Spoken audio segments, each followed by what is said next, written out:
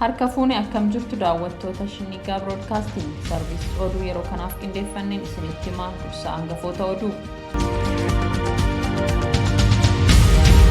Waraanni bilisummaa Oromoo duula waraana bilxiginnaa irratti taasisaa jiru bakkoota baay'ee qabataa jiraachuun isaa beekame. Galmee obbo Jawaar Mohammed faa irratti jechi ragaalee abbaa alangaa osoo hin dhagahamin hafe. Humni ittisa Tigraay Dasee fi Kombolchaa to'achuu hordofee mootummaan bilxiginnaa raafama guddaa keessa jira jedhame. Daawwattoota keenya oduu kan isinitti himu ani Rahmat Siraajii amma oduu bal'inaan.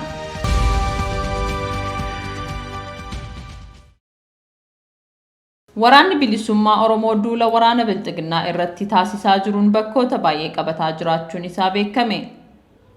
Waraanni bilisummaa Oromoo zoonii lixaa Bobbaan Jaallaggasaa wagii onkololeessa 30/2021 bakkoota garaagaraatti haleelaa waraana bilxiginnaa irratti taasiseen Wallagga lixaa aanolii akka Beegii fi Gidaamii guutumaa guututti to'atamanii bilisa wayita bahan Qondaalaa Laaloo Assaabii Wallagga bahaa jala ammoo Goobbuu Sayyoo fi Waayyuu Tuqaa keessa bakkeewwan hedduun to'annoo waraana bilisummaa Oromoo jala seenuu fi guutumaa guututti dhuunfatamuuf lolli jajjaboon gaggeeffamaa jiraachuu Shinnigaan odeeffatee jira.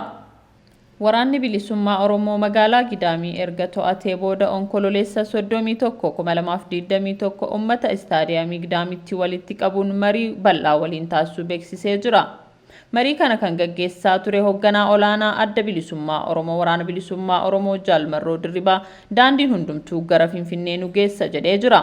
Waraanni bilisummaa Oromoo zoonii kaabaa godina addaa saba Oromoo Walloo aanaalee adda addaatti haleellaa jajjabaa tibbana waraana bilxiginnaa irratti erga raawwatee booda onkololeessa 31/2021 magaalaa Kamisee guutumaa guututti to'achuu beeksisee jira.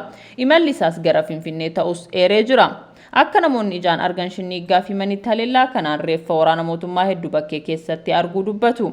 Lola kana hordofee waraanni bilisummaa Oromoo hidhamtoota siyaasaa Kamisee keessatti hidhamanii turan hundi akka hiikaman taasisee jira. Uummanni naannoo fi magaalaa Kamisee waraana bilisummaa Oromoo simachuun gammachuu isaas dhageessifatee jira.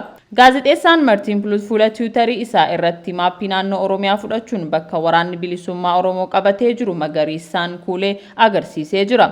Biyyattiin harki caalu harka mootummaa bilxiginnaa ba'aa jiraachuus caqasee jira. Loltoonni humna addaa Oromiyaa 240 ta'an waraana bilisummaa Oromootti dabalaman. Miseensonni poolisii humna addaa Oromiyaa baay'inni isaanii 240 ta'an Gimbii fi Gudar irraa sirna bilxiginnaa ganuun waraana bilisummaa Oromootti dabalamuun beekame.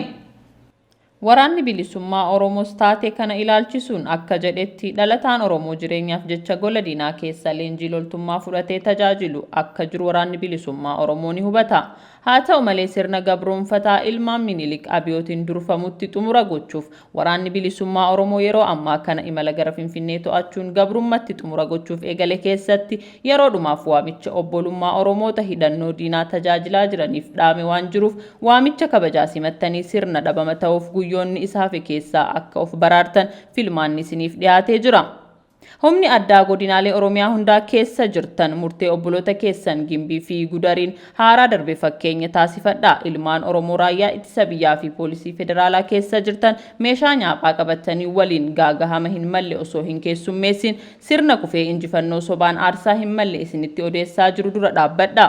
Waraanni bilisummaa Oromoo imala gara Finfinnee eegaletti harka kennadhaa. Dhaamsa waqtawaa haaraati jechuun dhaamsa isaa dabarsee jira. Humni addaa Oromiyaa yeroo ammaa daba guddaa naannoo Oromiyaa bakkoota garaagaraatti ilmaan Oromoo irratti raawwachaa jiraachuun isaa beekamaadha. Galmee obbo Jawaar Mohammed faa irratti jechi ragaalee abbaa alangaa osoo hin dhagahamin hafe. Manni murtii olaanaa federaalaa Ramaddii Lidataa har'arraa eegalee galmee obbo Jawaar Mohammed faa irratti jecha ragaalee abbaa alangaa dhaga'uuf beellama qabatee ture. Galmee himata obbo Jawaar Mohammed faa namoota 24 irratti jecha ragaalee abbaa alangaa fuudhuuf har'atti beellamee turus jechi ragaalee hin fuudhamne. Abukaatoon hidhamtoota obbo Kadir Bulloo gareen abukaatoo hidhamtoota ajajamanni murtii obbo Jawaar Mohammed dabalatee namoonni 4 dhimmi isaanii iddoo isaan hin jirretti yaa ilaalamu jechuun murteessee mormuun mana murtii waliigala federaalaatti oliyyannoo galchuu isaanii himanii jiru. Manni murtii waliigala federaalatti dhaddachi oliyyannoo yakka lammaffaas oliyyannoo abukaatotaa ilaalamee murtee hanga kennamutti adeemsi jecha ragaalee fuudhuu akka hin adeemsifamne dhorkuu isaa obbo Kadir himanii jiru. Obbo Jawaar Mohammed, Obbo Baqqalaa Garbaa, Obbo Hamzaa Adaana, Obbo Dajanee Xaafaa murteen manni murtii kennu qaama seera raawwachiisuun kabajamaa hin jiru. Qaamni seera raawwachiisu hanga seera hin kabajnetti mana murtiitti hin dhiyaannu jechuun dhaddacharraa hafuu isaaniiti. Dhimmi isaanii iddoo isaan hin jirretti akka ilaalamu manni murtii ajaja kennuun isaanii yaadatama. Manni murtii waliigala federaalaas oliyyannoo abukaatoo kanaa ilaaluuf akka lakkoofsa Itoophiyaatti sadaasa 7/2014tti beellame. Gama biraatiin abbaan alangaas akkaataa ragaaleensaa jecha itti kennan ilaalchisee mana murtii waliigala federaalaaf oliyyannoo dhiyeeffachuu isaa dhageenyee jirra jedhanii jiru abukaatoon hidhamtoota Obbo Kadir Bulloo. Haa ta'u malee abbaan alangaa oliyyannoo dhiyeeffachuu isaa mirkaneeffachuuf yaalii taasifne ammatti hin milkoofne.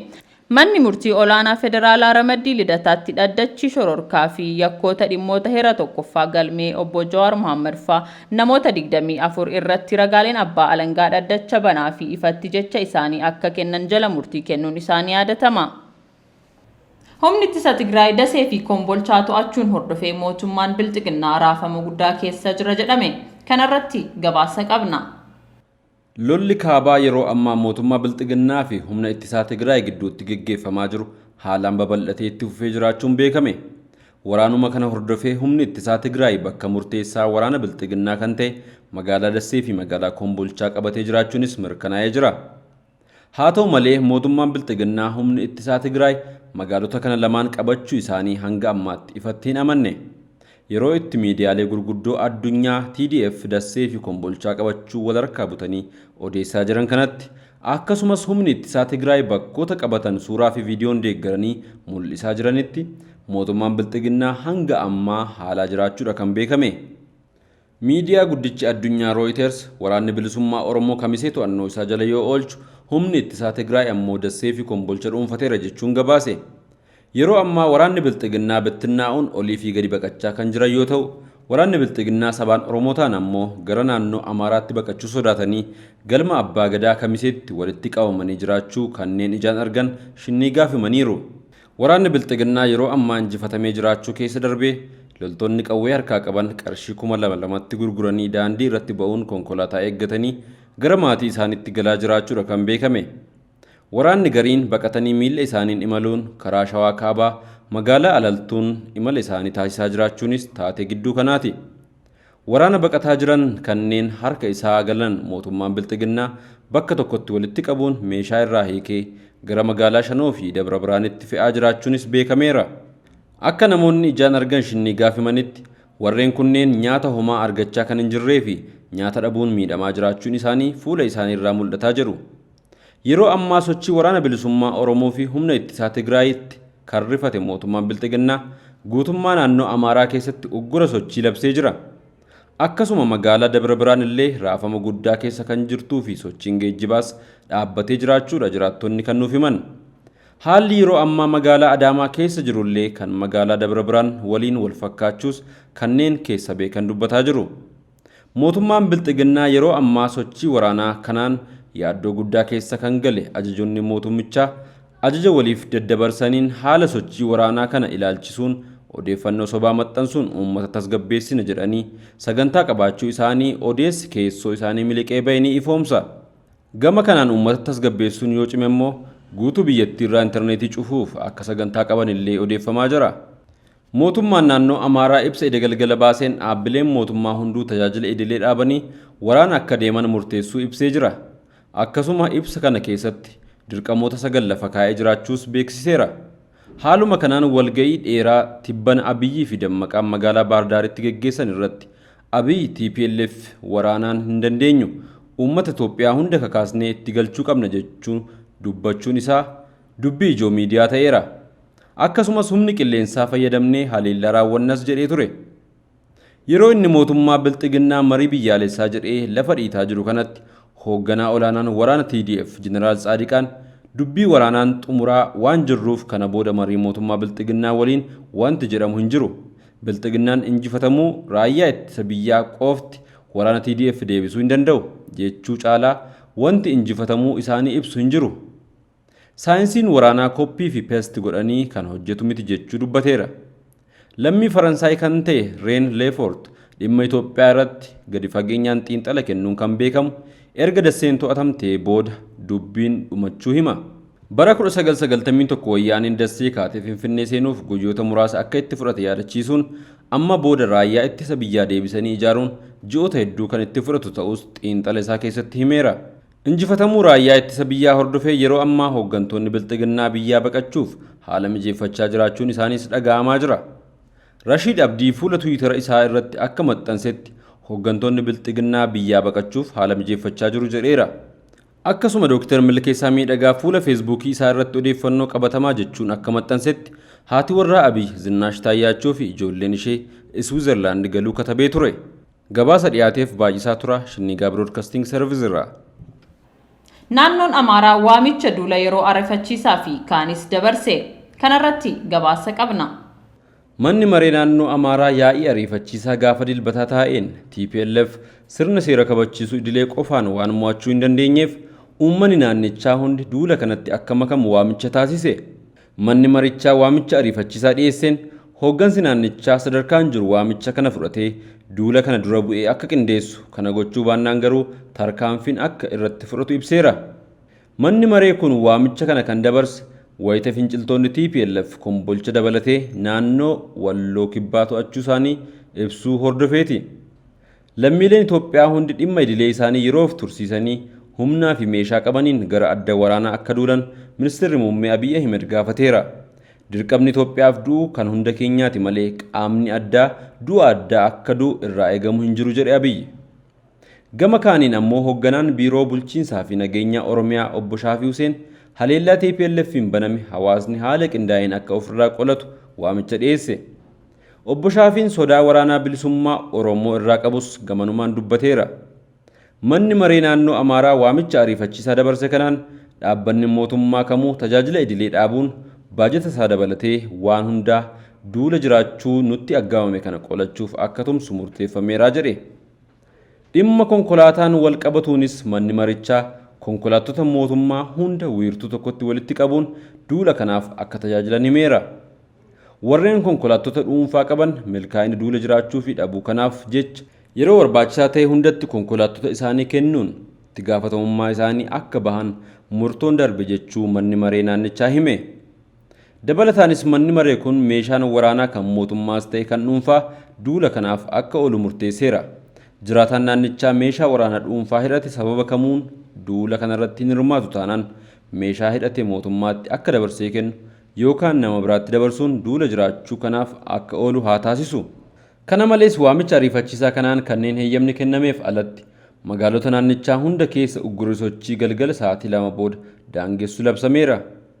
Manni marichaa dabaluun wal'aansoo kanaaf gama garaagaraan namaa fi garee danqaa ta'u irratti qaamni nageenyaa tarkaanfii barbaachisaa ta'e akka fudhatu murtaa'eera jechuun labse. Jiraataan naannichaa kamuu naannoo isaatti gurmaa'uun nageenya isaa akka eeggatu namoota haaraa fi loote seentota akka hordofuu fi qaamolee seera kabachiisaniif akka kennuun duula kanaaf waan irraa eegamu haa hubatu. Manni maree naannoo Amaaraa hojiirra oolmaa murtoo kanneenii ilaalchisee hojimaata qajeelcha duulaa akka naannootti hundaa'een kan murtaa'u ta'a jedheera. Waraana kaaba Itoophiyaa waggaa guutuuf guyyoonni muraasa hafan kanaan namoonni kumaatamaan lakkaa'aman lubbuu yoo dhaban miliyoonaan kan lakkaa'aman qe'ee isaaniirraa buqqaaniiru. Waraanichi baatiilee 8 jalqabaaf naannoo Tigraay keessatti daangeffamee turus baatiilee arfan darban naannoo Amaaraa fi Affaaritti babal'atee miidhaa hedduu geessise. Waraanichi dhaabbatee marii furmaataa akka argatu dhiibbaa gochaa kan jirtu Ameerikaan humnoonni Tigraay waraana tibbana naannawaa Dassee fi Kombolchaatti godhan akka dhaabanii fi naannoo Amaaraa keessa akka bahan gaafatteetti. Ministeerri Haajaa Alaa Ameerikaa Antooni Bilinken ergaa fuula Tiwiitar isaanii irratti wiixata ganama barreessaniin US gabaasaalee TPLF magaalota Dassee fi Kombolcha to'ataniiru jedhaniin garmalee yaaddofteetti jedhan. Dabaluunis lolli itti fufuun rakkoo namoomaa kaaba Itoophiyaatti jiru itti hammeessa. Qaamoleen hundi duula waraanaa isaanii dhaabuun marii waraana dhaabuu haal duree tokko malee eegaluu qabuu jedhan. Gabaasa qindaa'eef baay'isaa tura Shinnigaa Broadcasting Service irraa. Finciltoota awwaaluuf namuu meeshaa fi humna qabuun akka duulu muummee ministeeraa Abiy Ahmed gaafate. Lammiilee Itoophiyaa hundi dhimma idilee isaanii yeroof tursiisanii humnaa fi meeshaa qabaniin gara adda waraanaa akka duulan Abiy Ahmed gaafatee jira. Dirqamni Itoophiyaaf du'u kan hunda keenyaatis jedhee jira. Waamichi Abiy kun wayita finciloonni Tigraay magaalota Walloo akka Dassee fi Kombolchaa to'atanii jiranitti. Lola hamaa torban darbe keessa godhamaa ture hordofee sanbata darbe finciloonni Tigraay magaalaa Dasee to'atanii dilbata ammoo magaalaa Kombolchaa guutumatti to'achuu himanii jiru. Uummanni keenya dhimma isaa idilee yeroof tursiisee shororkeessaa TPLF badiif dhufe qolachuuf of duuba deebisuu fi awwaaluuf meeshaa fi humna argame maraa gurmaa'insa seera qabeessa ta'een duuluu qaba jedhe. Abiy Ahmed ergaa dilbata ganama marsaalee hawaasaa isaan dabarseen. Qabsoo hadhaawaa qabsoofnee injifannoo mi'aawaa ni dandhamna jedhe Abiy. TPLF adda waraanaa afuriin lola baneen hojii biyya diiguu isaa itti cichee jira kan jedhu Abiy finciloonni kun tibbana humna isaanii maraa gara adda waraana wallootti naannefatanii akka jiran hime. Naannoo Amaaraa sochiin idilee naannichaa hundi dhaabbatee waajjiraalee mootummaa hundi humnaa fi qabeenya qaban gara waraanatti akka bobbaasan gaafatee jira. Qormaata nu mudate kana osoo hin rifatin qooda nurraa eeggamu yoo baane qormaaticha irra aanuu dandeenya jedha. Dirqamni biyya haleellaa irraa tiksuu kan namoota muraasaa qofa osoo hin taane kan hunda keenyaati. Lammiin martuu anarraa maaltu eeggama ani maal godhe jechuu qaba jechuun miira abdii kutannaan dubbata Abiy Ahmed. Waraana kaaba Itoophiyaa waggaa guutuuf guyyoonni muraasni hafan kanaan namoonni kumaatamaan lakkaaman lubbuu yoo dhaban miiliyoonaan kan lakkaaman qe'ee isaanirraa buqqa'anii jiru. Waraanichi baatilee 8 jalqabaaf naannoo Tigraay keessatti daangeffamee turus baatilee 4 darban naannoo Amaaraa fi Affaaritti babal'atee miidhaa hedduu geessisee jira.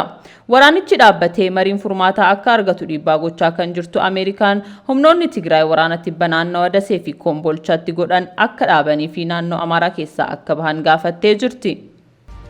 Daawwattoota keenya oduun yeroo kanaaf qabanne kan hanga ammaa ture qophiilee shinii gaafa waliin turtii gaarii.